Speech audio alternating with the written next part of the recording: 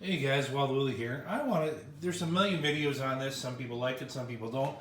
I just happened to pick one up and I ordered two more from Amazon. I think they're brilliant.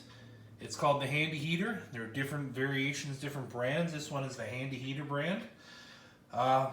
You plug it straight into your receptacle on your wall if you want. I just happened to plug mine in my Jackery because I wanted to try a couple experiments. This thing works great. The plug on the back there's a little knob. So this can be like, you don't have to sit flush in the wall. You can turn it like 360 degrees so it can like hang upside down in your receptacle or whatever. The key thing is that it's off the ground because the intake for the air is underneath. Now, this thing is brilliant.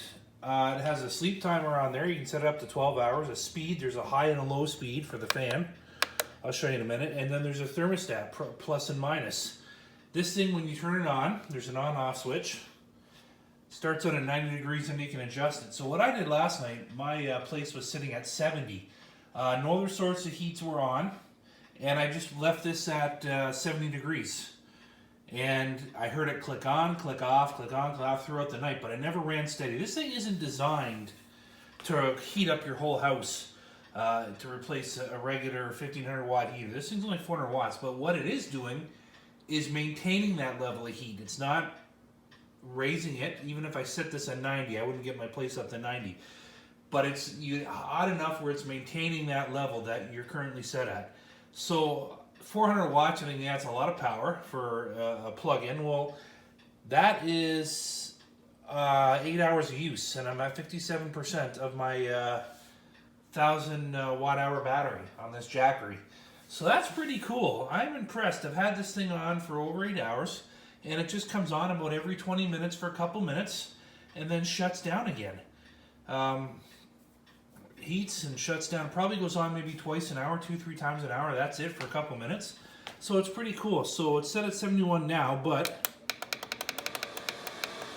set it up to just say 80. Like you can feel the hot air coming out of here on this fan. Like it's pretty hot.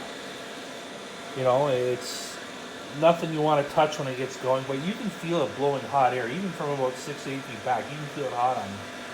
It's pretty loud. Switch it to low setting, it's a little bit softer. But like I said, it goes all the way up to 90.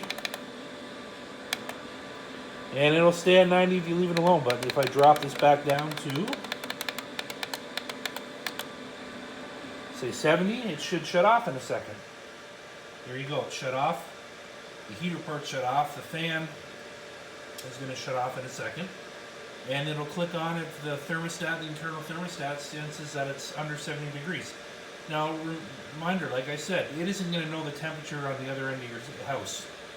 Even the other end in a large room. It's going to know the ambient temperature around that unit. So for a very small room, a small office, a bedroom with a door shut, a bathroom, even though I wouldn't bring this in the bathroom, too much humidity and moisture, but a small area with a concealed area like a bedroom with a door shut, this thing would be brilliant. I'm loving it perfect for emergency situations. If the shit hit the fan, the power goes out in the winter, you want to be in one area anyways, whether in my case it would be setting up a large 3-season tent. This in there would heat the hell out of it, no problem at all, and keep it a good temperature. Anyways guys, I'm Wild Willie, and remember, it's not a question if the shit's going to hit the fan, it's a question of when. So always be prepared.